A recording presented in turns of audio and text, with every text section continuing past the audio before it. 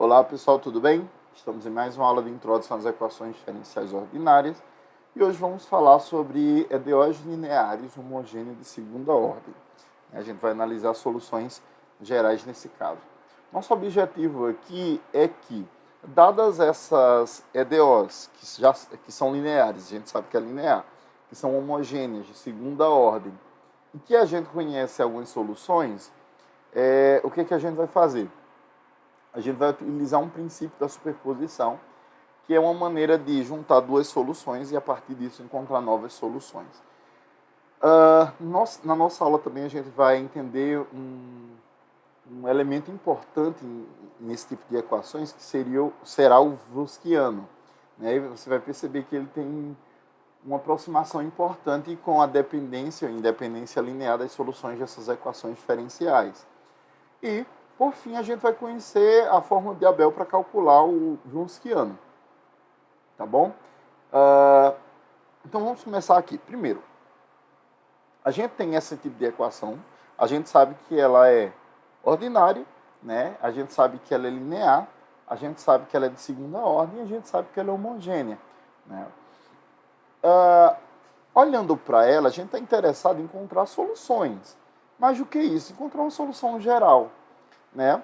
E a gente sabe das aulas anteriores que esse tipo de equação ele vai precisar de condições iniciais, de duas, na realidade. Primeiro é a função aplicada no ponto e a derivada dessa função aplicada no ponto. Ou seja, essas seriam as duas condições iniciais que a gente está precisando para encontrar uma única solução, como a gente viu lá no teorema da existência e unicidade. Ok? Então, eu queria começar apresentando esse princípio da superposição, que diz o seguinte: se y1 e y2 são duas soluções da equação homogênea, então y é igual a c1, y1 mais c2, y2 é também uma solução para quaisquer constantes reais, c1 e c2. Não sei se vocês lembram, mas isso daqui é o que a gente vai chamar lá na álgebra linear de combinação linear.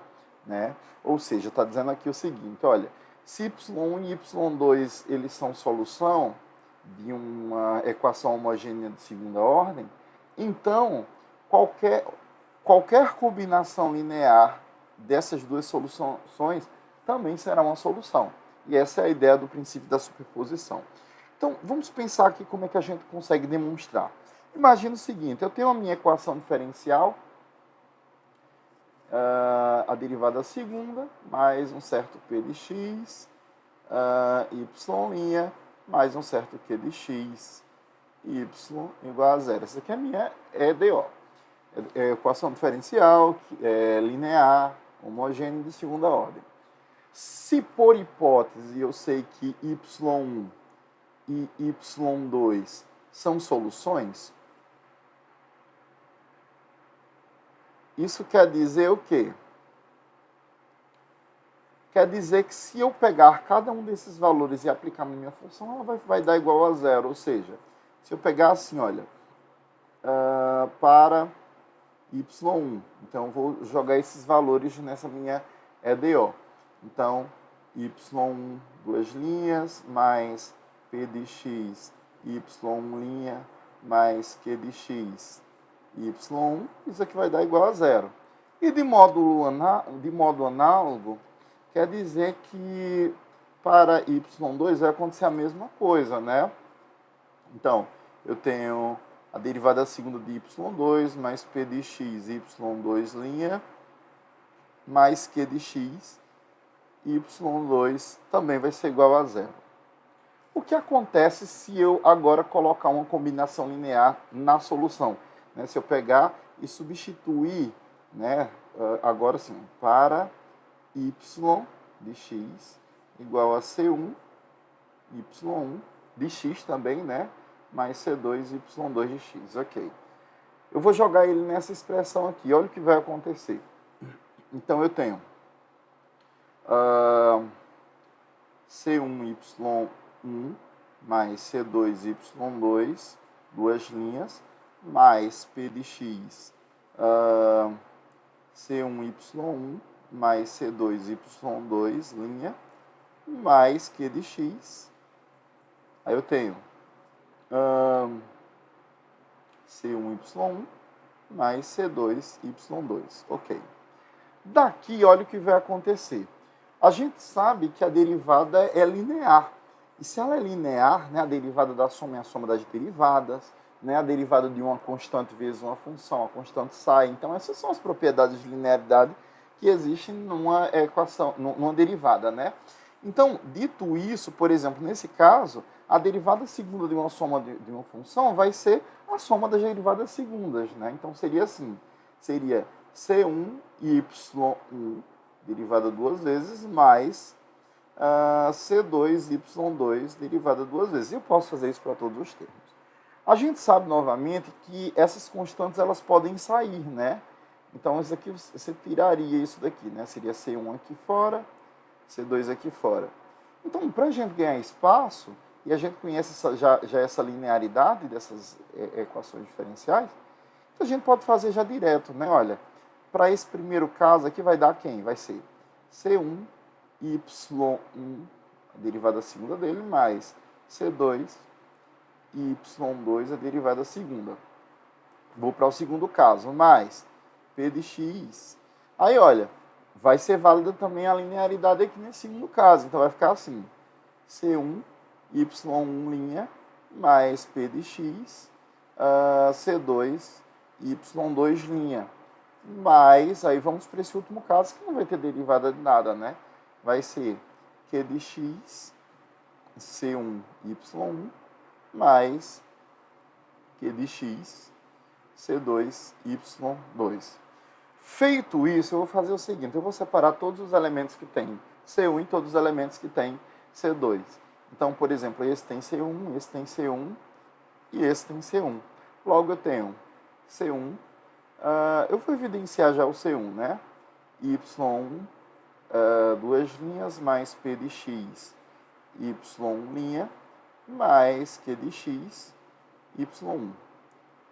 Mais C2, agora eu vou evidenciar o C2 e fazer a mesma coisa. Vai ficar Y2, duas linhas, mais P de x, Y2', mais Q de x, Y2, ok. Só que o seguinte, por hipótese, Y1 e Y2 são soluções das minhas equações diferenciais.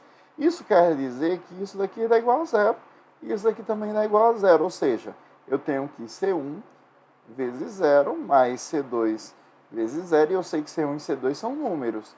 Então, isso daqui dá igual a zero também, ok? Logo, né, portanto, eu consigo concluir que o quê? Que se Y1 e Y2 são soluções, então essa combinação linear também vai ser uma solução da minha equação diferencial, ok? Dizemos que duas soluções y1 e y2 eles formam um conjunto fundamental de soluções dessa EDO se qualquer solução ela pode ser expressa como combinação linear de y1 e y2, ok? Então, se eu sempre conseguir, né, dadas essas duas soluções, escrever outras soluções a partir delas duas, então, como uma combinação linear, então essas duas funções elas seriam um conjunto fundamental de solução. Dito isso, eu queria apresentar um teorema muito importante, que é o teorema da solução geral, que diz o seguinte: se P e Q são funções contínuas no intervalo aberto I, e y e y2 são soluções da equação diferencial linear homogênea indicada aqui abaixo, satisfazendo essa condição aqui, que a gente vai ver daqui a pouco o que significa isso, para algum x0 descrito nesse intervalo AB, então qualquer outra solução da equação diferencial no intervalo I pode ser escrito unicamente com essa combinação linear. Então, essa expressão ela vai ser chamada de solução geral da equação diferencial de segunda ordem homogênea. Vamos organizar aqui as coisas. Imagina o seguinte, você tem a equação diferencial, y duas linhas, mais p de x, y', mais q de x, y igual a zero. Uma equação diferencial linear homogênea de segunda ordem, ok? E você sabe, por hipótese, que y1 e y2 são soluções no intervalo i, ok? Aí, olha, aí ele dá outras informações, né? Ele diz que P e Q são funções contínuas nesse intervalo, né? Ok. O que a gente quer mostrar é que nessas condições a gente consegue escrever essa expressão de maneira única, né? Assim, olha, pode ser escrito, né? Qualquer outra solução ela pode ser escrita de maneira única, né? Ou seja, de maneira única é com C1 e C2 bem definidos, né? C1 e C2 são números, então você consegue definir esses valores numéricos, ok? Então eu tenho essas condições. Vamos imaginar o seguinte, seja um certo gama, uma outra solução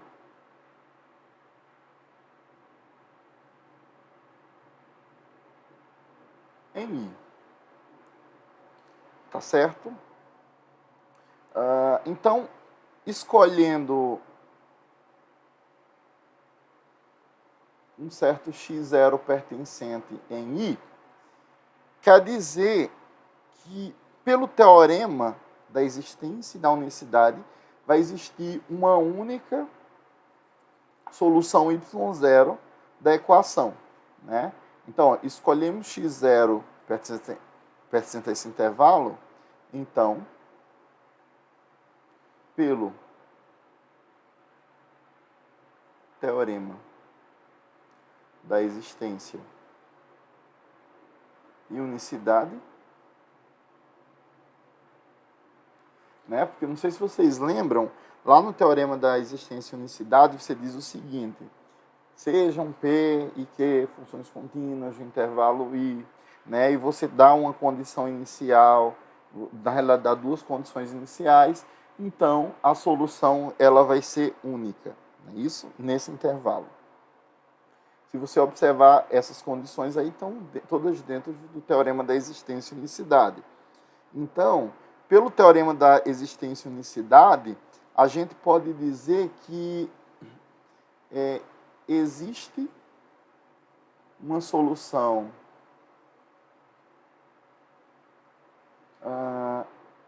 y de x, né? Na realidade, uma solução y de x, tal que o y de x0 é igual a um certo y0, y' de x0 é igual a y, eu vou chamar y' de x0, tá bom? Esses dois são números. Mas mais do que isso, isso daqui ela pode ser escrita por essa função aqui, né? Vou chamar de gama. Então, gama de x0. E aqui, gama' de x0. O que a gente está querendo fazer, na realidade, é conseguir escrever esse gama de x como uma combinação linear, ou seja, C1, y de x, mais C2, y2 de x. É isso que eu estou querendo escrever. Então, vamos fazer o seguinte, eu vou passar... quer dizer o seguinte, que gama de x0 vai ser igual a C1 y de x0 mais C2 y2 de x0. Quer dizer mais, se eu derivar isso daqui, importante, isso aqui vai ser igual a quem? Vai ser o meu y0. E se eu pegar isso daqui, eu vou ter quem? C1 y' de x0 mais C2 y' de x0, que é igual a y0', tá bom? Que também é um número, condição inicial. Ok. Novamente eu quero Meu objetivo aqui é justificar que o C1 e o C2, eles são, dadas as condições, né, do teorema, eles são únicos. Ou melhor, eles são definidos de maneira única. Aí vamos pensar nesse pedacinho que a gente acabou de montar. A gente percebe que isso aqui é um sistema linear, né? E esse sistema linear, eu vou passar para o próximo slide, que a gente pode fazer assim, olha. C1, Y1 de x0, não é isso? Y1 de x0, mais C2, Y2 de x0, é igual a Y0, e C2, Y2, desculpa, a gente está na derivada, né? C1, Y' de x0, mais C2, Y' de x0, é igual a Y0. Ok, então a gente tem um sistema linear. Para resolver esse sistema linear e encontrar C1 e C2, eu posso usar a regra de Cramer. Então, pela regra de Cramer, vai valer o seguinte: C1 vai ser igual. O denominador é fácil a gente encontrar, né? A gente tem um sistema 2 por 2 aí. Então eu vou ter y1 de x0, y2 de x0. Meu objetivo é encontrar C1 e C2. y1' de x0, y2 de linha de x0. Em cima você vai ter quem? Como é C1, aqui vai ser y0, y'0. E aqui vai ser y2 de x0, y2 de linhas de x0. Ok. E C2 é igual a quem? Você vai ter y1 de x0, y2 de x0. Aqui vai ser y1' de x0, y2 de linha de x0. Ok? E na parte de cima você vai ter y1 de x0, y' de x0, y0, y'0. Ok. Bom, a gente encontrou aí as soluções desse sistema de equações. E o que chama a atenção é que o denominador é sempre o mesmo termo, né? O denominador foi esse carinha aqui, foi esse determinante de y1 x0, y2 x0, y1 linha de x0, y2 de linha de x0. Se eu calcular esse determinante, olha o que a gente vai encontrar. A gente vai encontrar y1 x0, y2 de linha de x0, menos y2 de x0, y1 linha de x0. E observe, para que faça sentido, né, para que essa solução exista, para que ela seja única, isso daqui obrigatoriamente tem que ser diferente de zero. Esse denominador aqui obrigatoriamente tem que ser diferente de zero. Porque se ele for zero, a gente vai ter problemas, né, nesse sistema de equações. Ok? Eu vou chamar esse carinha aqui, que é ele que vai ser importante para dizer se eu consigo encontrar C1 e C2, eu vou chamar ele de Vronsquiano, né? Ou seja, W de y1 e x0, de y1 e y2, né? y1 e y2 no ponto x0, ok? Então, a gente acabou de descobrir o seguinte, aquela condição que era dada no teorema. Deixa eu voltar aqui para vocês olharem, olha. Dada essa equação diferencial e as condições, né, que garantem a existência de unicidade, se você conseguir satisfazer essa condição aqui, esse W que a gente acabou de perceber, que é o que a gente vai chamar de Vronsquiano, né, ou ainda, lá na regra de Cramer, o determinante desses elementos aqui, de y1 e as suas derivadas, né, então, essa solução ela pode ser escrita de maneira única, ou seja, você vai conseguir calcular os valores do C1 e C2, ok? Então, a gente acabou de conseguir fazer isso. Então, essa expressão ela é conhecida como Wronskiano, y1 e y2 no ponto x0, e ela vai ser importante para a gente encontrar os valores de C1 e C2 para cada caso. Então, para ilustrar, eu queria fazer um exemplo, né? Olha, considere a equação diferencial aqui. Mostre que as funções y1 e y2 elas formam um conjunto fundamental de soluções e escreva a solução geral dessa minha equação diferencial. Ok? Então, vamos fazer o seguinte. A primeira coisa, só para a gente não perder o hábito, eu queria mostrar a vocês que y1 e y2 eles são soluções. Tá bom? Segunda coisa, a gente vai tentar escrever a solução geral dessa EDO. Então, é o seguinte, para y1, que é igual a x elevado ao meio, a gente sabe que isso aqui é raiz de x, tá bom? Outra coisa importante é que esse x está definido para valores maior que zero. Então, isso quer dizer o seguinte, se eu substituir... a gente vai precisar de alguns dados importantes, né? A gente vai precisar encontrar se y1 é igual a x elevado ao meio. Então, eu sei que y' vai ser igual a quem? Eu vou ser um pouquinho mais rápido, mas eu peço que vocês tentem fazer essas contas com mais calma. Isso aqui vai ser 1 meio de x elevado a menos 1 meio. E o y1, duas linhas, vai ser igual a menos 1 quarto de x elevado a menos 3 sobre 2. Ok? Eu peço que vocês confiram se essas contas estão corretas. Então, substituindo aqui, se y1 vai ser uma solução, então isso aqui tem que dar igual a zero, né? Você vai ter 2 vezes x ao quadrado, vezes a derivada segunda que dá esse carinha aqui, né? Vai ser menos 1 sobre 4x elevado a menos 3 sobre 2, mais 3xy', ou seja, 1 meio de x elevado a menos 1 meio, mais, na realidade é menos, né?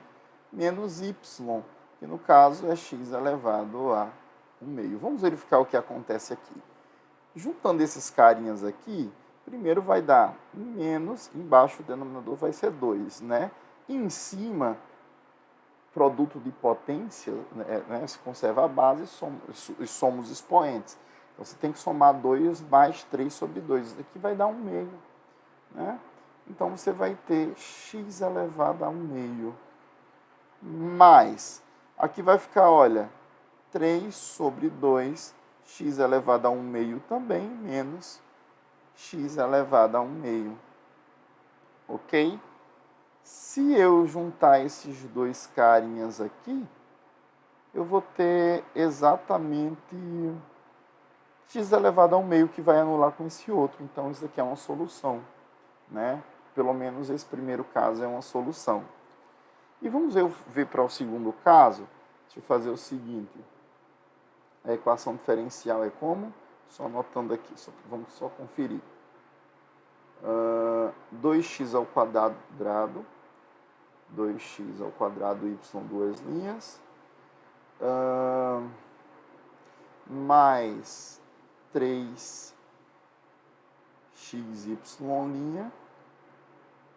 menos y igual a zero com x maior que zero, e aqui está dizendo que a segunda solução, y2 é igual a x elevado a menos 1, ok?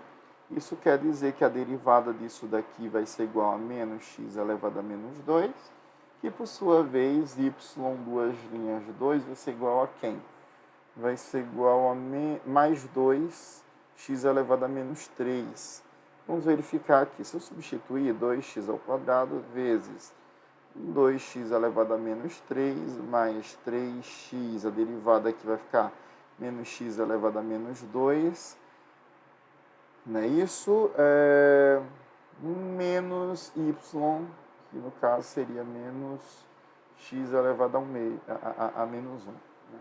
Então aqui ficaria primeiro 4x elevado a menos 1 menos 3x elevado a menos 1, menos x elevado a menos 1, que de fato é igual a zero também, ou seja, y2 é uma solução, ok?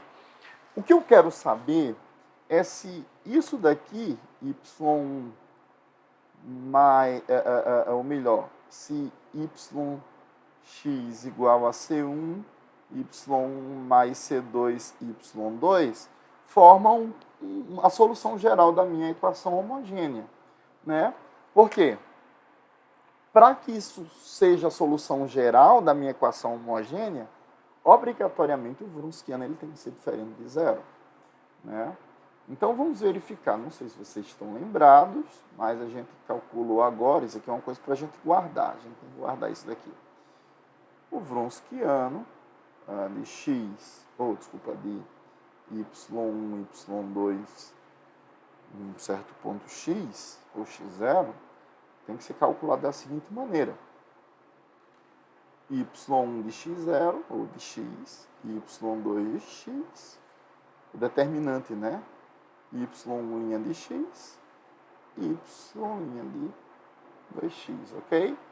Então, substituindo aqui esses caras, o y1 que a gente acabou de encontrar foi, ou melhor, que a questão nos deu, era x elevado a 1/2.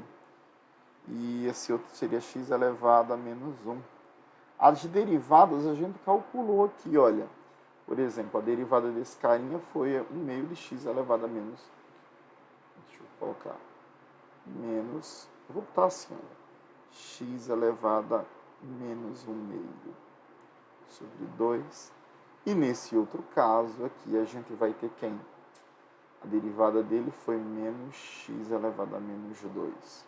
Ok? Vamos calcular esse determinante. Isso daqui vai dar menos x elevado a 1/2 vezes x elevado a menos 2. Menos com menos dá mais, né? Se não tiver errado nenhuma besteira. Mais x elevado a menos 1 vezes x elevado a menos 1/2 sobre 2. Ok? Então, isso daqui vai dar quanto? Quanto é 1/2 menos 2? Dá menos 3 sobre 2, não é isso? Então, vai ficar assim, ó, menos x elevado a menos 3 sobre 2, mais, aqui vai dar quanto? Vai ficar 2 aqui, menos 3 sobre 2. Então, se eu não errei nenhuma besteira, o resultado aqui, eu acho que tem uma coisinha que eu acabei errando. Vamos pensar aqui.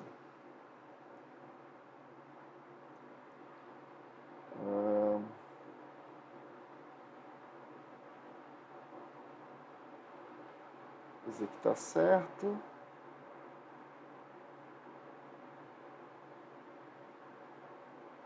O erro está aqui, olha. Esse aqui é positivo. Ok? Eu tinha colocado negativo, mas ele ainda é positivo. Aqui ele é positivo. Isso é uma besteira mesmo.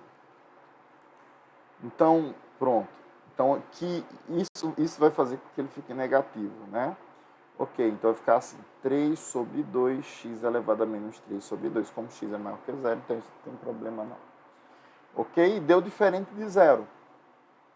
Logo, como o Wronskiano foi diferente de zero, a gente pode concluir que a solução geral vai ser y de x igual a c1, y1, que nesse caso y1 vai ser x elevado a 1/2, mais c2, x elevado a menos 1. Professor, como é que eu encontro o valor de C1 e C2? Eu vou precisar, logicamente, das condições iniciais, tá bom? Como a questão não deu, essa vai ser a solução geral da minha equação diferencial. Ok? Bom, Wronskiano e independência linear. Não sei se vocês perceberam, essa nossa conversa, solução de sistema linear, né, lembra muito uma conversa que a gente tem lá em álgebra linear, combinação linear, né, essas coisinhas aí. Então, a gente vai ver que tem tudo a ver. Né? A primeira coisa, a gente está trabalhando com equações diferenciais homogêneas. E você cai em sistemas lineares homogêneos. Né? Ou melhor, você cai em sistemas lineares. Não sei se vocês conseguem lembrar, mas a gente tinha aqui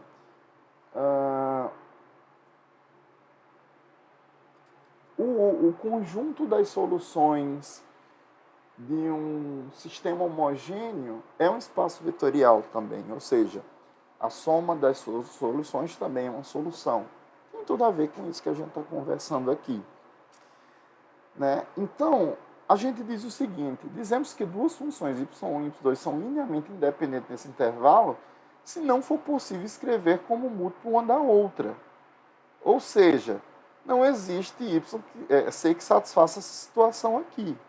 Né? Não sei se vocês estão lembrando que lá em álgebra linear a gente dizia assim, olha, V1 e V2 são LDs, ou linearmente independentes, se você conseguir escrever V1 como múltiplo, né, de V2. Isso aqui é a mesma coisa. Se você conseguir do lugar de V1 e V2, agora a gente está trabalhando com funções, né? Y1 e Y2. Se você conseguir escrever essas funções como múltiplo, então esse sistema ele vai ser linearmente dependente. Se você não conseguir, ou seja, se não existir um C que satisfaça essa condição, então eles esse sistema é linearmente independente. Né? E a gente está interessado nessas situações que é linearmente independente. Existe uma outra maneira de verificar se um conjunto ele é linearmente independente, que é resolvendo esse tipo de situação aqui e encontrando as soluções identicamente nulas, ou seja, se você faz essa combinação linear dando zero, obrigatoriamente C1 e C2 é igual a zero. A gente vê isso lá em álgebra linear. Então, se C1 e C2 eles forem identicamente nulos, então você pode concluir automaticamente que essas soluções elas são linearmente independentes. Tá bom? Então, eu quero só mostrar uma situação em que a gente vai ter soluções linearmente independentes. Imagine que você tem esses dois casos aqui. Seja y1 igual a x ao quadrado e y2, x vezes o módulo de x. Não sei se vocês lembram, o módulo de x ele pode ser definido da seguinte maneira. X, se x maior que zero, e menos x, se x menor que zero, não é isso? Então, se eu multiplicar aqui por um x, então vai ser x ao quadrado, seria menos x ao quadrado, ok? Bom, como é que a gente verifica essa situação e verifica se eles de fato são linearmente independentes? Pensem comigo. Eu vou construir essa solução, né? C1 y1 de x mais C2 y2 de x igual a zero. Eu quero verificar se C1 e C2 são identicamente nulos. Então, eu vou atribuir valores de x para ambos os casos. Por exemplo, para x igual a 1, olha o que vai acontecer. Eu vou ter C1, y1 de 1, mais C2, y2 de 1. Isso igual a zero. Vamos ver o que vai acontecer aqui. Y de 1, se y é igual a x ao quadrado, então y de 1 vai ser 1 ao quadrado, que vai ser, né, vai dar igual a 1. Então, eu tenho, aqui vai ser igual a 1, vezes 1. E y2, que é igual a x vezes o módulo de x, implica dizer que y de 2, y de 1 é igual a 1 vezes o módulo de 1, que é 1. Então, aqui vai ser 1 também. Logo, eu tenho C1 mais C2 igual a zero. Ok? Agora, vamos lá. Para x igual a menos 1. Eu teria quem? Deixa eu botar aqui em cima. Se eu quero y1 de menos 1, então eu vou ter menos 1 ao quadrado. Isso aqui vai dar 1 positivo. Então aqui vai ficar C1 vezes 1 positivo. Quem seria y2 de menos 1? Será menos 1 vezes o módulo de menos 1. Né? O módulo de menos 1 é 1. 1 vezes menos 1 dá menos 1. Então aqui vai ficar mais C2 vezes menos 1. Isso também igual a zero. Reorganizando aqui, eu sei que C1 vezes 1 é 1. E aqui eu posso fazer uma brincadeira com o sinal e vai ficar desse jeito, tá bom? Então, a gente tem o seguinte sistema linear. Né? Eu posso resolver esse sistema linear somando as duas equações. Então, eu tenho 2C1 igual a zero. Né? Porque se eu somar essa equação de cima com a equação de baixo, aqui eu tenho 2C1, esses dois termos se anulam. Isso aqui é igual a zero. Isso quer dizer que C1 é igual a zero. Substituindo qualquer uma das equações, eu concluo que C2 também é igual a zero. Isso quer dizer que y1 e y2, esse conjunto aqui é linearmente independente. Então, as soluções são linearmente independentes. O que vai fazer a gente imaginar com isso? Isso vai fazer a gente... Se a gente está conseguindo encontrar soluções nesse formato, quer dizer que as soluções elas são únicas, né? A gente tem um sistema linear, homogêneo, né? E a gente conseguiu soluções únicas, né? Então, esses Cs, eles são únicos, e não sei se vocês estão lembrando, isso tem muito a ver com o Wronskiano. Então, será que isso quer dizer que o determinante do Wronskiano vai ser diferente de zero nessa situação? Então, eu quero apresentar esse seguinte teorema. Sejam y1 e y2 funções deriváveis do intervalo AB. Primeiro, se y1 e y2 são linearmente dependentes, então o Wronskiano vai ser zero para todo x. Né?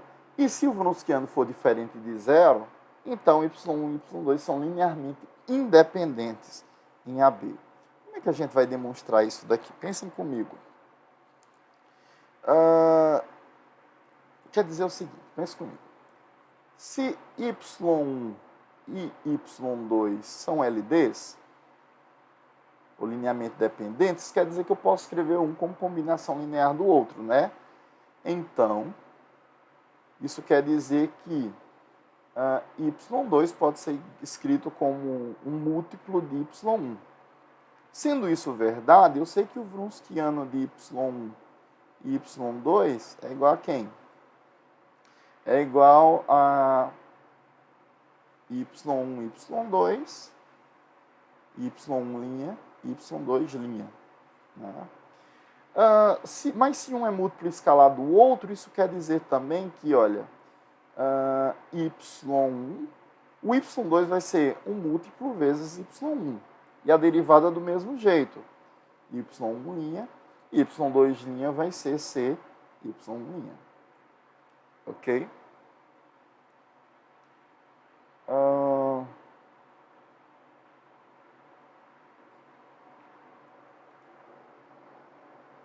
Certo.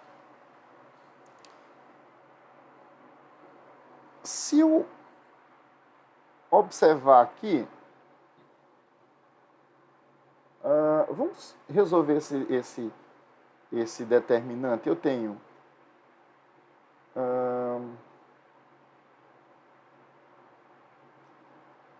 y1 c y' menos, clicando aqui do lado, vai ficar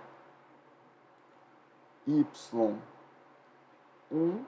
c y'. Opa, isso aqui é igual a zero, não é isso? Calma. O que foi que a gente acabou de descobrir? Se o conjunto das soluções são LDs, então o Wronskiano é igual a zero. Certo? E se eles forem, como consequência, se eles forem I, linearmente independente, o Wronskiano vai ser diferente de zero. Então, você consegue encontrar, a partir do Wronskiano, você consegue descobrir se o conjunto de solução permite calcular a solução geral. Ok? A gente já está terminando e eu quero apresentar mais um teorema bem importante, porque é o seguinte, vamos pensar comigo. Nem sempre vão ser me dadas as soluções dessas minhas equações diferenciais. Eu sei que o Wronskiano ele tem uma relação muito próxima com eu conseguir encontrar a solução geral. Então, será que eu consigo calcular o Wronskiano ou ver se o Wronskiano ele é diferente de zero sem ter essas soluções? Para isso, eu vou utilizar um negocinho chamado fórmula de Abel, tá bom? Então, sejam P e Q funções contínuas nesse intervalo AB e sejam Y1 e Y2 soluções da equação diferencial dessa daqui, tá bom? Então, o Wronskiano ele pode ser dado por essa fórmula aqui, olha. Olha que massa, a gente vai conseguir encontrar um Wronskiano utilizando essa fórmula aí. E como é que eu vou fazer isso? Eu quero pensar da seguinte maneira, vamos pensar aqui, olha.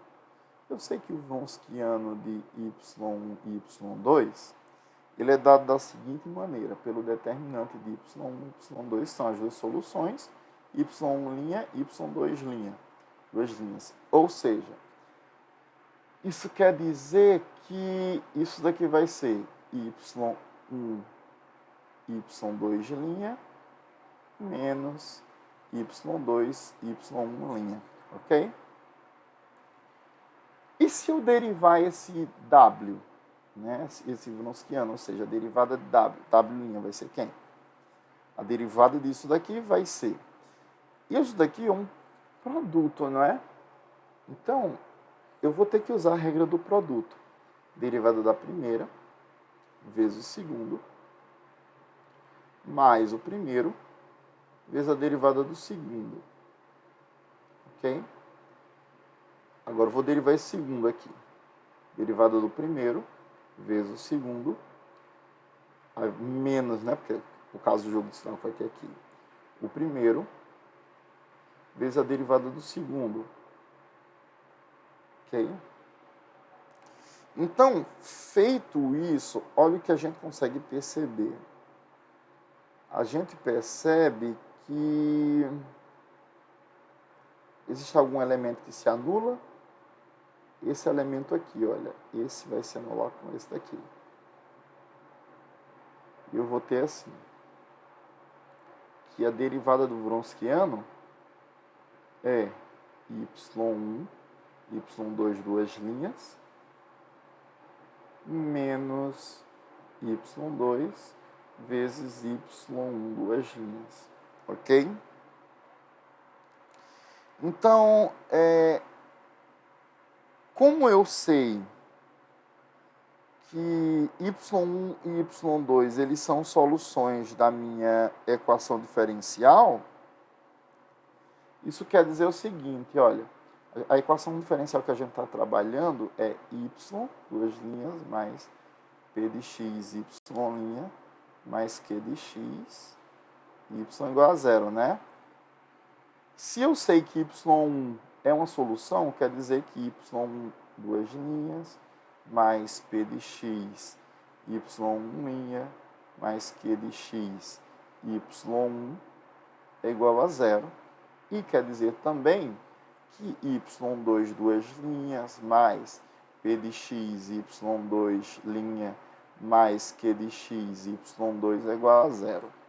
Isso quer dizer, eu vou evidenciar esse y1, duas linhas, né? y1, duas linhas é igual a menos p de x, y', menos q de x, y'. E eu posso fazer isso, a mesma coisa para esse outro caso, né?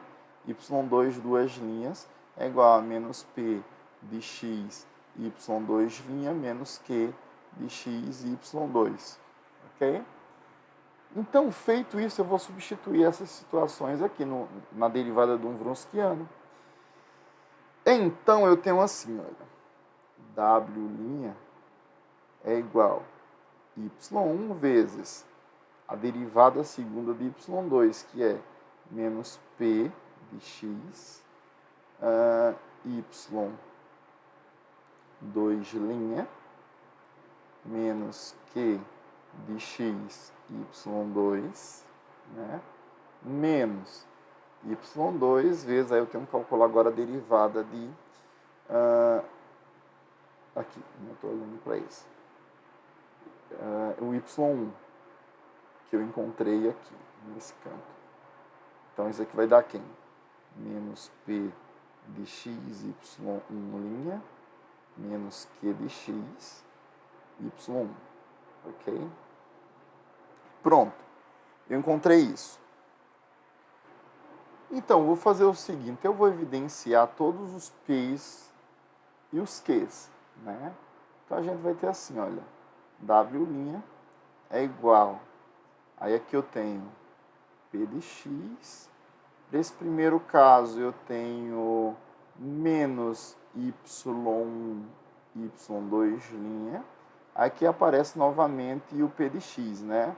Então, tem um menos com menos vai dar mais, né? Vai ficar y2, y'. Agora eu vou evidenciar o meu q. Então, mais q de x. Eu tenho q de x aqui, né, surgindo aí. Então, vai ficar menos y2, y'. E tem menos aqui. Então, menos com menos dá mais. Então, mais y2, y'. Aí eu percebo que nesse caso do q, olha, esse termo se anula com esse. Né?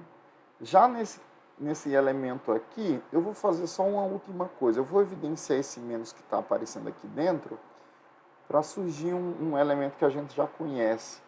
Então, eu tenho, olha, W' é igual a menos P de X,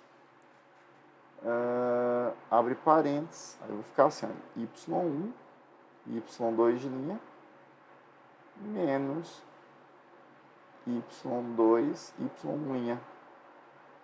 Não sei se vocês perceberam, mas o carinha que surgiu aqui é exatamente o Wronskiano.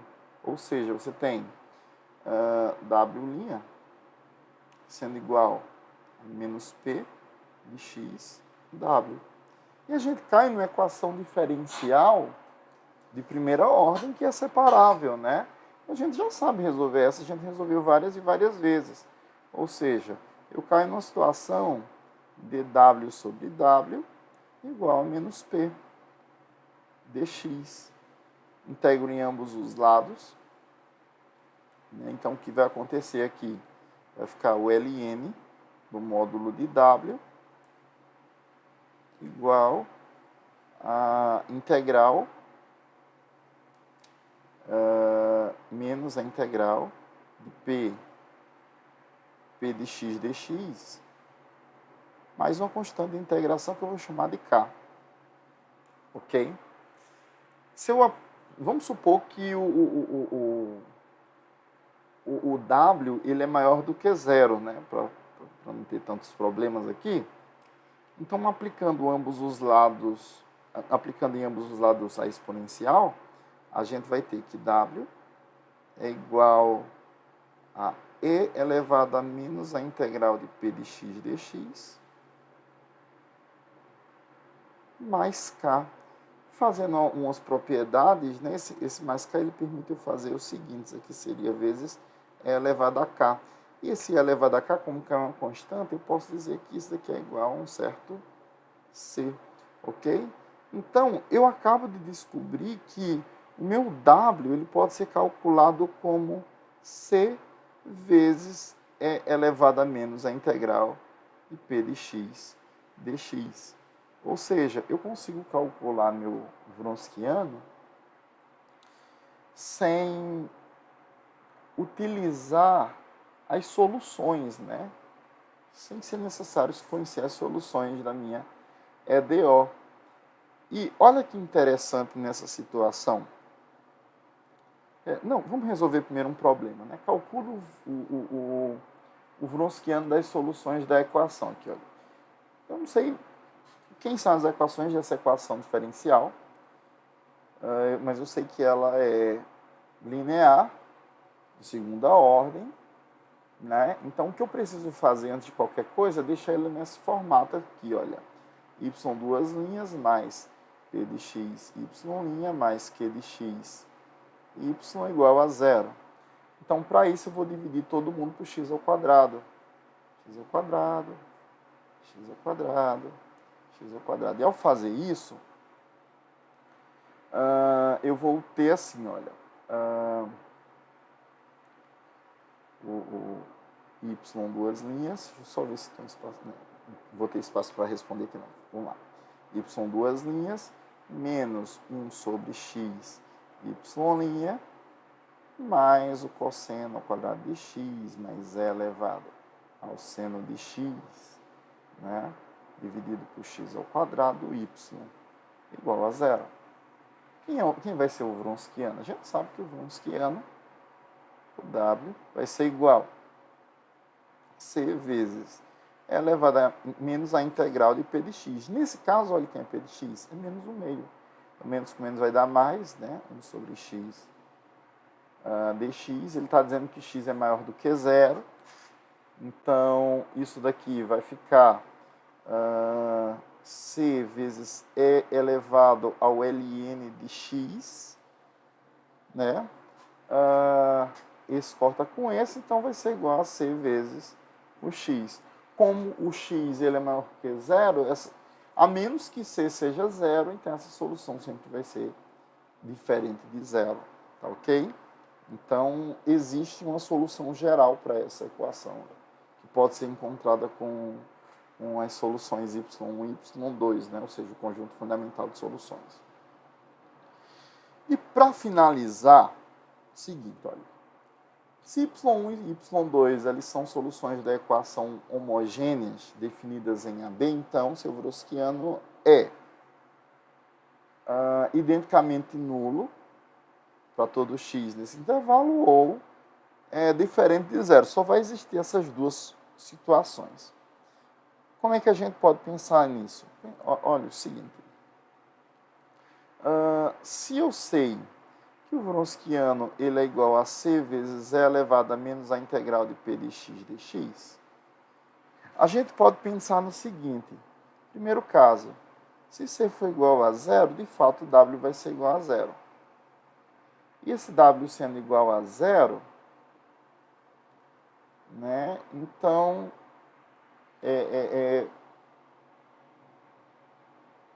se esse W, se esse C for igual a zero, obrigatoriamente o W vai ser igual a zero.